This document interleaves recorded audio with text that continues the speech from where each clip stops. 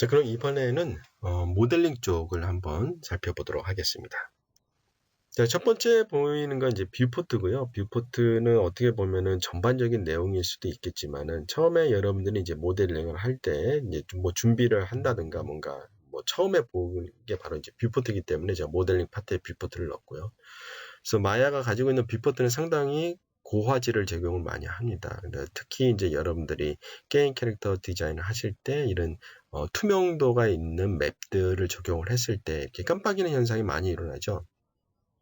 이제 알파 소팅 때문에 그런데 마야 같은 경우는 뷰포트에서 정확한 알파 소팅을 볼 수 있는 알파 컷 기능을 제공을 하기 때문에 여러분들이 이런 맵 확인이라든가 그런 거를 아주 정확히 확인해 보실 수가 있고요. 워크스페이스 같은 경우도 뭐 맥스랑 거의 동일하지만은 마야가 갖고 있는 또 장점 중에 하나가 이런 창 같은 거를 마음대로 띄워낼 수가 있습니다. 그래서 내가 원하는 창만 띄워낼 수가 있고요. 원하는 창을 똑같이 만들어서 또 띄워낼 수가 있습니다. 그리고 각 창에 적용할 수 있는 아이솔레이트 기능이 상당히 유용하게 쓸 수가 있는데 모델링뿐만 아니라 뭐 리깅, 뭐 다이나믹 이쪽으로 상당히 많이 활용해서 쓸 수 있는 부분이라고 보시면 됩니다. 레이어 에디터는 상당히 쉬워요. 상당히 쉬워가지고 특히 뭐 특별한 기능이 있는 건 아니고 여러분들이 포토샵을 쓰실 정도 아니면은 맥스에서도 레이어랑 비슷하죠. 맥스에 있는 레이어랑 비슷하게 아주 쉽게 여러분들이 쓸 수 있는 기능 중에 하나고요. 그리고 모델링 초반에 이제 여러분들이 이미지를 불러와서 이런 퍼스펙티브라든가 아니면 특정 뷰에 이미지를 대고 그거를 기준으로 모델링 하는 경우가 많죠. 그래서 이거를 이제 마야에서 이미지 플랜 작업이라고 하는데 이거 같은 경우도 너무 쉽게 설정을 할 수 있다라는 장점을 가지고 있습니다. 이건 조금 있다가 제가 직접 마야에서 시연을 해서 어떤 식으로 세팅하는지 보여드리도록 할게요. 자, 그리고 또 마야가 가지고 있는 뷰포트에 톤맵이라는 기능이 있는데 이거 같은 경우는 간단히 설명해 드리면은 제가 이것을 영상 작업을 한다든가 이게 팁이냐 아니면 색감이 다 다르고 이래서 제품마다도 색감이 다 다르죠. 그래서 이거를 일치시켜 주는 게 바로 톤 매핑이라고 보시면 되고요. 그래서 여기에 이제 마야 같은 경우에 특별히 유니티 톤맵 적용시킬 수 있고 그 다음 여기에 없는 것 같은 경우는 여러분들이 따로 설정할 수가 있습니다. 제가 찾아보니까 언리얼 같은 경우는 ACES 방식을 쓴다고 제가 어디서 문서에서 봤거든요. 마야에서는 여러분들이 ACES를 설정을 하게 되면은 이 언리얼이랑 동일한 작업 환경, 뷰포트 환경에서 작업을 할 수 있다고 보시면 되고요. 아주 이렇게 고화질 텍스처 같은 경우도 여러분들이 쉽게 확인해 볼 수가 있고요. 특히 이제 뭐 게임 쪽에서는 많이 안 쓰시겠지만은 디스플레이스먼트 맵 같은 경우도 여러분들이 굳이 렌더링 하지 않아도 뷰포트 상에서 바로바로 확인해서 볼 수 있을 정도로 상당히 고화질을 제공한다고 보시면 됩니다.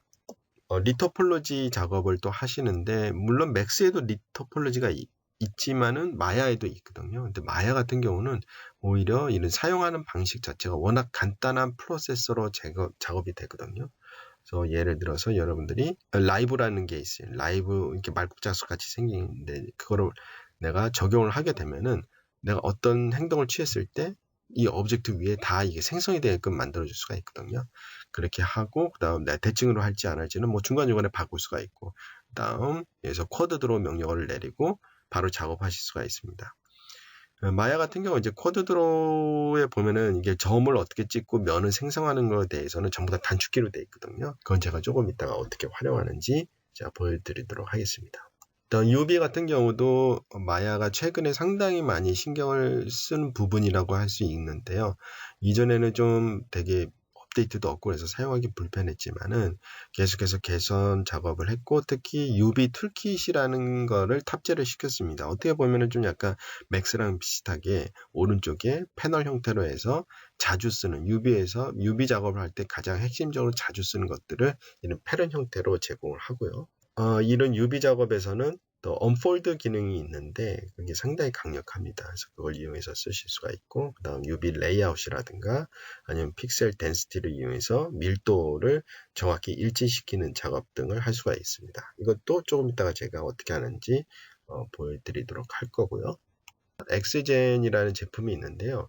엑스젠은 디즈니 픽사에서 만든 플러그인이라고 보시면 돼요. 그래서 거기서 이런 애니메이션 제작을 할 때 머리카락이라든가 아니면은 어떠한 특정한 지역에 랜덤하게 뭔가 배치를 할 때, 예를 들어서 배경에 잔디라든가 나무라든가 아니면은 옛날 지붕에 이 타일로 된 지붕들 있잖아요. 그런 기와장으로 돼 있다든가 그런 것들을 배치를 할 때 이 엑스젠을 이용해서 쓰거든요. 근데 뭐 이 엑스젠을 이용해서 이제 사실적인 머리카락을 만들 수도 있지만은 이렇게 폴리건 플레인으로 변환시켜 줄 수도 있거든요. 그래서 여러분들이 이런 콘솔 게임에서 이렇게 진짜 사실적인 머리카락을 제작을 할 때 이 엑스젠을 이용하게 되면은 여러분들이 쉽게 머리카락을 제작을 할 수가 있습니다.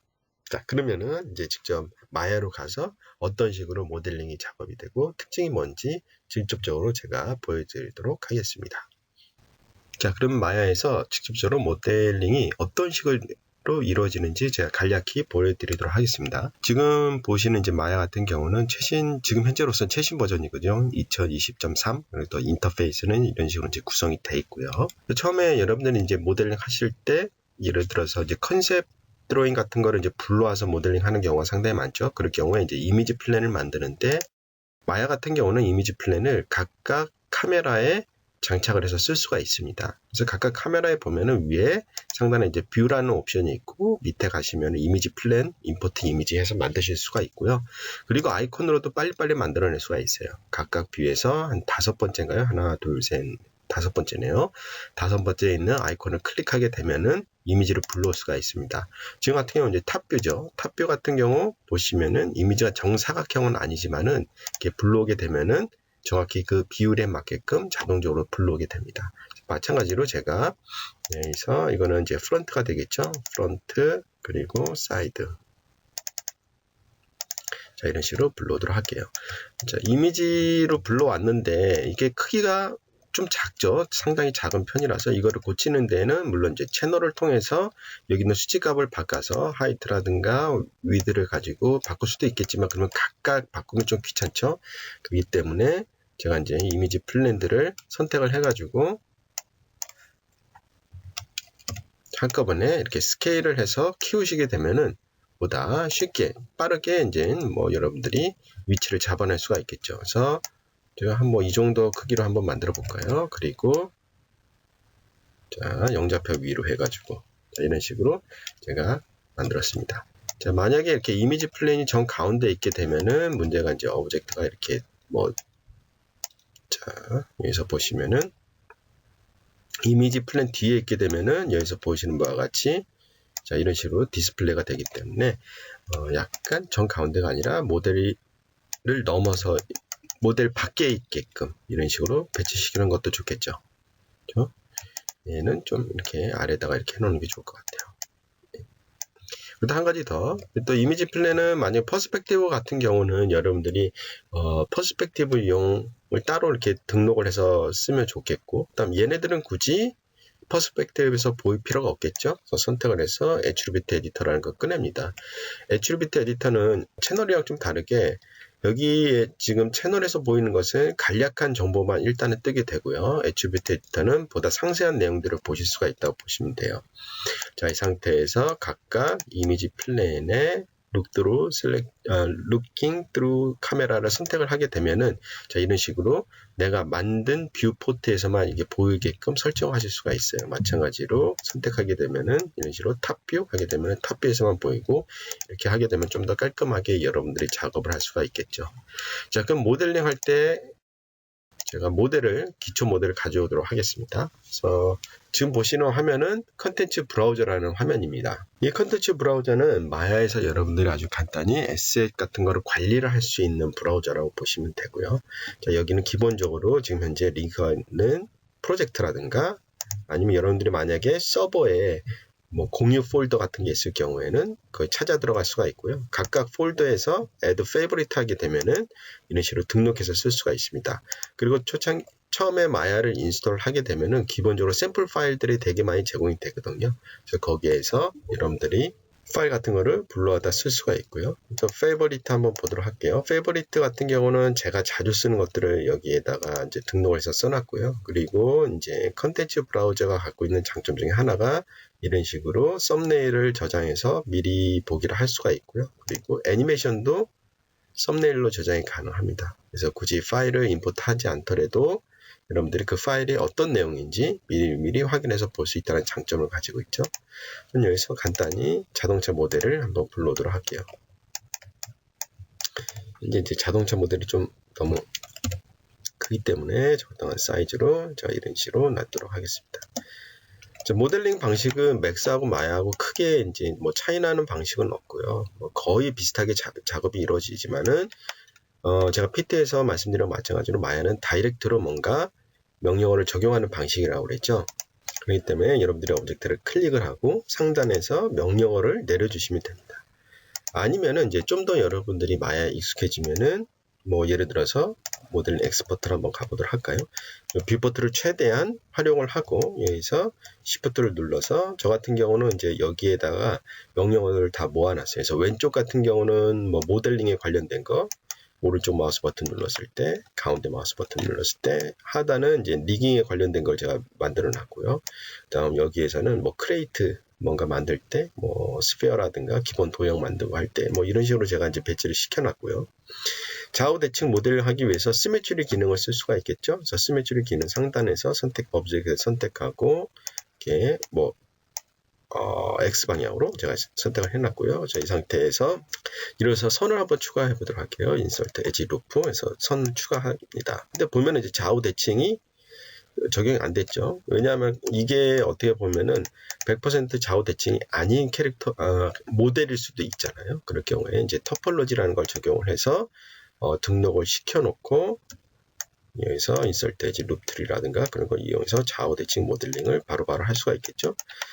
뭐 그리고 여기에서 멀티컷해서 잘라내고 그렇죠? 치고 그다음 만약에 익스트루드로 필요하다 그럼 뭐 컴포넌트를 여기서 바로바로 할 수가 있어요. 상단에서 할 수도 있는데 여기서 오른쪽 마우스 버튼 누르게 되면 기본적으로 컴포넌트를 여러분들이 선택을 하실 수가 있어요. 그래서 페이스 선택을 하고 익스트루드 명령어 그렇죠? 익스트루드 명령어 내려서 그렇죠? 이런 식으로 할 수가 있겠죠. 그렇죠? 또는 아마 맥스도 이번에 업데이트가 됐을 거예요. 맥스도 굳이 익스트루드 명령을 내리지 않고도 시프트를 이용해서 익스트루드가 가능하죠. 그래서 마야도 마찬가지예요. 시프트를 이용해서 자, 이런 식으로 시프트를 이용하고 그렇죠? 이용해서 이렇게 모델링을 할 수가 있겠죠.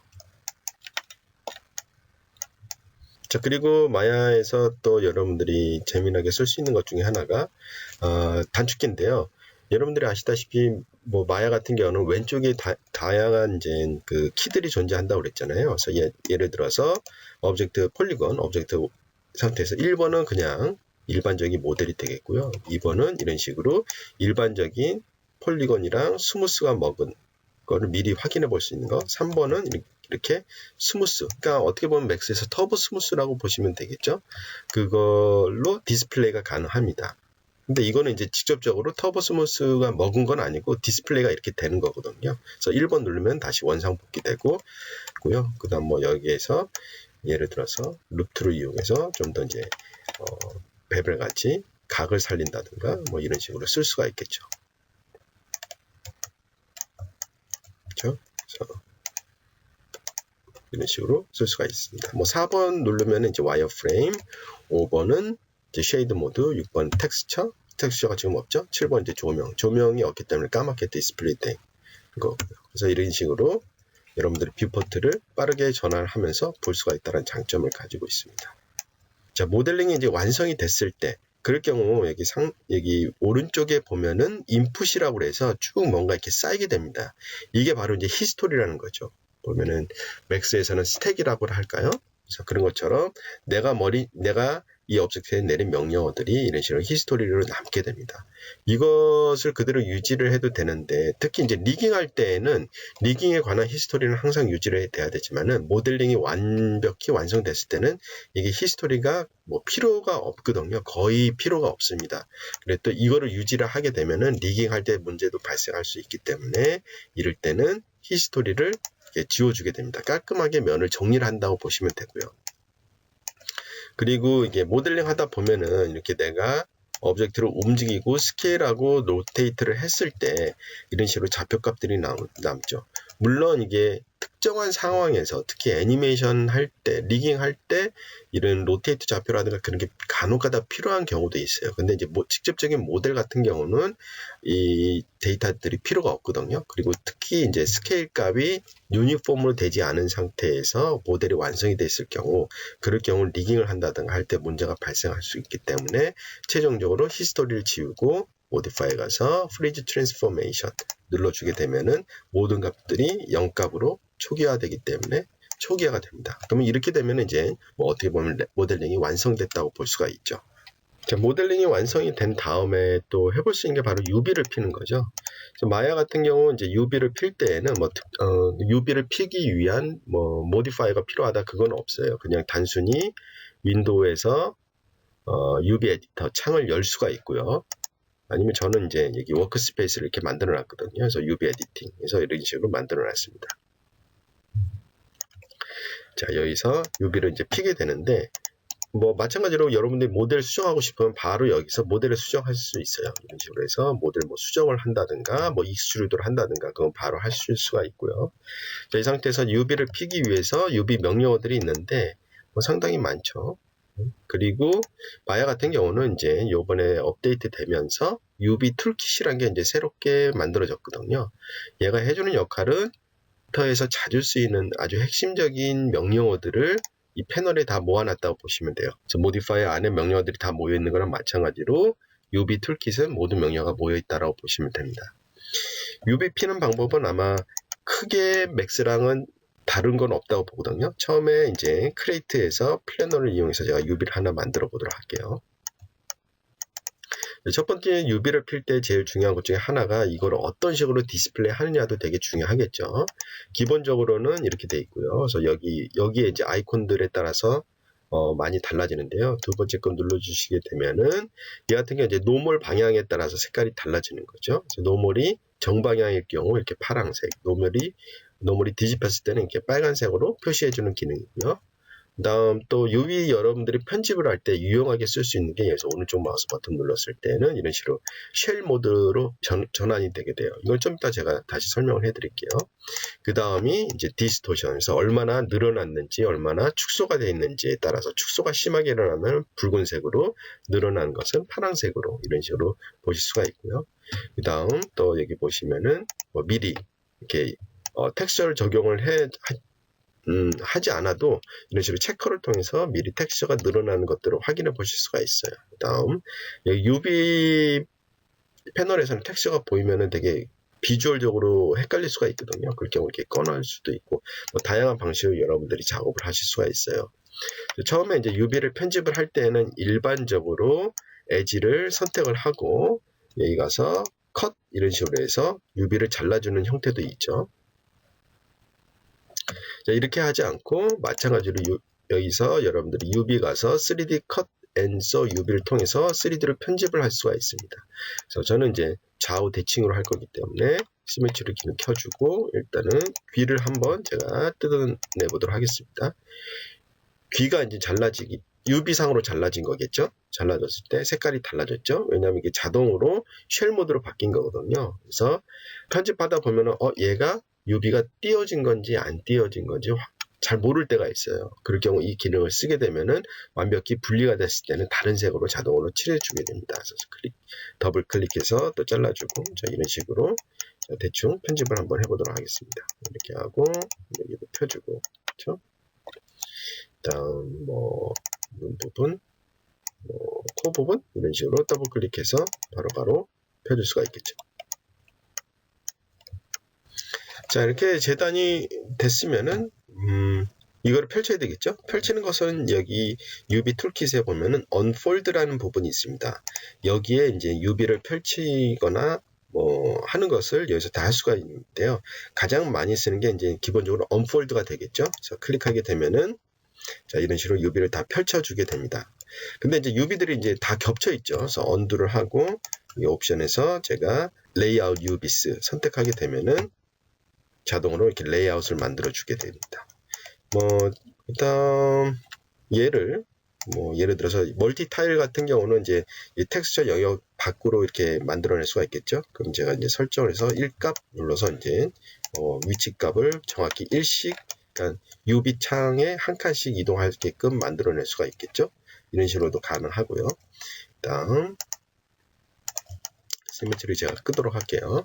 지금 같은 경우는 여기 보시면은 페이스가 지금 약간 회전된 상태로 펴졌죠. 이거를 이제 정확히 수직 방향, 뭐 아니면은 수평 방향으로 맞춰서 피는 방식 같은 경우도 되게 간단해요.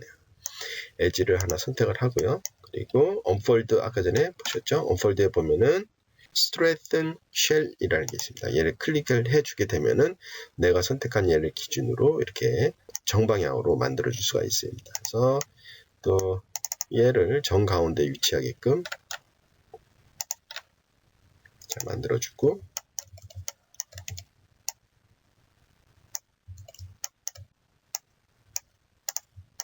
만들어졌죠? 자, 그리고 여기 보시면은 약간 겹치는 부분이 있는 것 같아요. 그럼 언폴드 툴이라는 게 있습니다. 언폴드 툴을 이용하게 되면 약간 브러쉬 형태로 언폴드를 할 수가 있거든요. 자, 이런 식으로 브러쉬를 하게 되면은, 자, 브러쉬가 닿는 부분은 이런 식으로 다시 만들어주죠.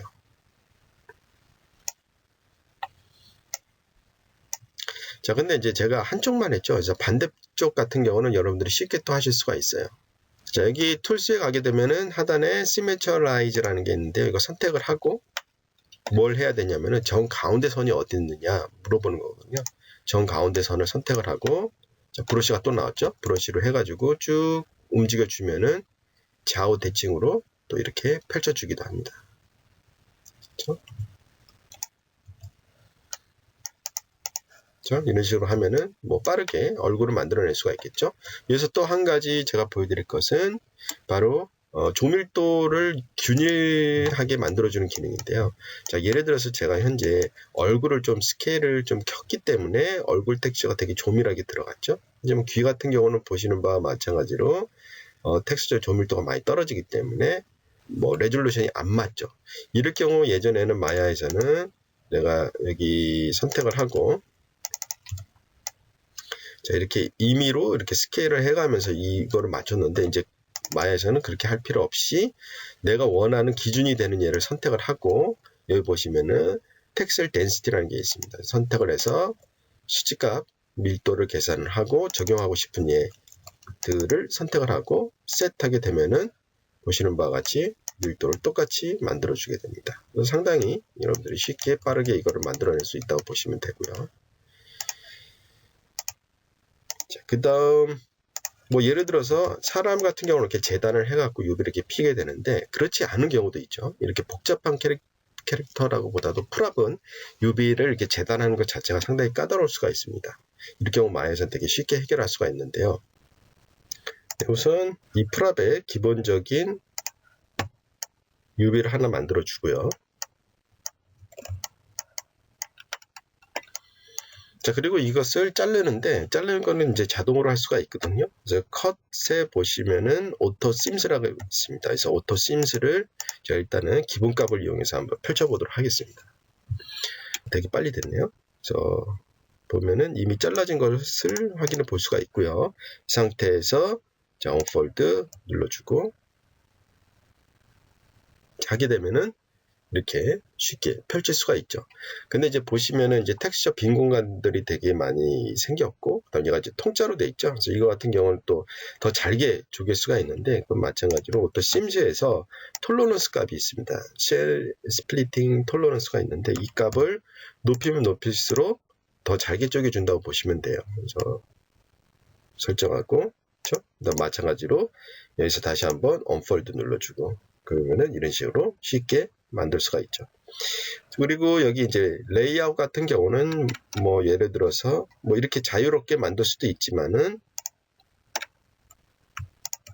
레이아웃 옵션에서 보시면은 이거를 방향성을 좀 줄 수가 있어요. 예를 들어서 건물 같은 경우 여러분들이 이런 식으로 자동으로 폈을 때, 아니면 임의로 폈을 때 건물 같은 경우는 이제 직선으로 많이 형태가 이루어져 있죠. 그래서 그 직선을 이루고 일정한 방향으로 텍스처들을 나열되게 만들고 싶을 경우에는 여기 셀 프리 로테이션이라 있어요. 이게 뭐냐면은 자동으로 이 UV 창에 맞게끔 얘를 로테이트 해가면서 공간을 최대한 활용하게 만들어주는 건데, 얘를 뭐 수직 수평 방향으로 여러분들 설정을 해놓을 수가 있어요. 그렇게 하게 되면은 되도록 이렇게 긴 오브젝트 같은 경우는 이런 식으로 수평 방향으로 아니면 수직 방향으로 이렇게 자동으로 되게끔 만들어줄 수가 있죠. 그리고 얘를 또 하나 보면은 이렇게 텍스처가 똑같이 두 개가 들어가는 게 아니라 똑같은 모델이지만 텍스처를 좀 다르게 만들고 싶을 때에도 마찬가지로 선택을 해서 레이아웃을 만들어서 하실 수가 있고요. 이 상태에서 보면은 얘가 좀 비율이 다르죠. 근데 얘는 이제 제가 한번 스케일을 했기 때문에, 네, 아까 제가 설명한 거와 마찬가지로 스케일한 거를 제가 프리즈를 해놓고, 그렇죠? 이 상태에서 다시 언폴드를 할까요? 언폴드를 해주시게 되면은 보시는 바와 같이 비율에 맞게끔 이렇게 풀어주죠. 그래서 여러분들이 이렇게 복잡한 특정한 형태를 가지고 있지 않은 이런 나무 같은 복잡한 형태를 핀다든가 사람이라든가 건물 같은 것도 여러분들이 쉽게 UV를 필 수가 있습니다. 그러면 한 가지 더 여기서 리토폴로지 작업을 어떻게 하는지 보도록 할게요. 우선은 이제 머드박스나 지브러시에서 제작된 이 캐릭터를 불러와서 세팅하는 방법은 되게 간단합니다. 상단에서 이제 말굽 자석 중에 라이브라는 자석이 있거든요. 얘를 클릭을 하게 되면은 와이어프레임을 봤을 때 이렇게 녹색으로 되죠. 그래서 이거 같은 경우는 제가 오브젝트를 생성하게 되면은 예를 들어서 커브라든가 폴리곤을 생성하게 되면은 이 오브젝트에 달라붙어서 만들어지게 된다고 보시면 됩니다. 그래서 이 상태에서 쿼드 드로우. 자, 만드는 방법은 맥스랑 동일하다고 보시면 돼요. 우선 제가 시메트리 기능을 활성화시키고요. 그 다음 클릭해서 점을 찍어줍니다. 근데 이제 점을 찍은 상태에서 Shift를 누르고 드래그를 하게 되면 이런 식으로 만들어지게 되죠. 그렇죠? 쭉쭉 한 번 더 몇 개 더 만들어 보도록 할게요. 이 상태에서 자, 이렇게 하고 여기 만들어 주고요. 그렇죠? 자, 그리고 이 코드 드로우 같은 경우는 옵션이 그렇게 많지는 않아요. 여기 보시면은 모델 토킷에 가면은 그래서 옵션이 이렇게 많지는 않죠. 이 상태에서 보면은 여기 생성되는 코드 드로우로 생성되는 오브젝트의 색깔, 그 다음 이 오브젝트의 투명도 같은 걸 보실 수가 있어요. 여기 보면은 약간 투명도가 들어가 있죠. 와이어프레임. 그래서 좀 더 투명하게 보고 싶다. 그럼 여러분들이 굳이 다른 쉐이더를 적용할 필요 없이 여기서 이제 컨트롤이 가능하다고 보시면 돼요. 자, 그리고 모든 액션 같은 경우는 단축키로만 되거든요. 그래서 단축키에 대해서는 여기 밑에 보면 키보드가 있어요. 이 상태에서 여기에 보시면은 모든 단축키가 다 나와 있어요. 그래서 이것만 어느 정도 숙지를 하시면 여러분들 쉽게 작업을 하실 수가 있거든요. 예를 들어서 이제 탭키를 이용해서 한꺼번에 그리는 방법이 있어요. 그래서 탭키를 이용해서 쭉 드래그해서 만들 수가 있고요. 그렇죠? 다음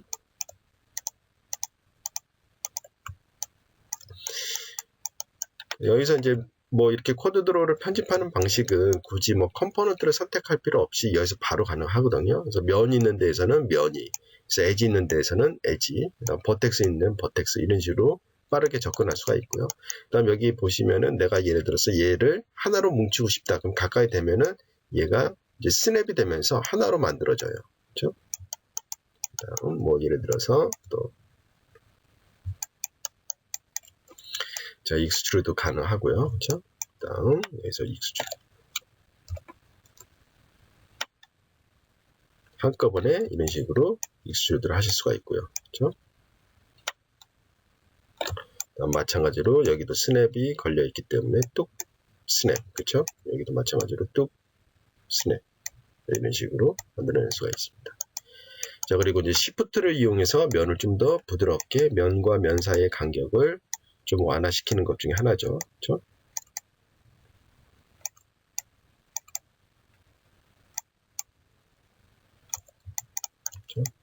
이런 식으로 해서 여러분들이 리토폴로지 작업을 쉽게 하실 수가 있습니다.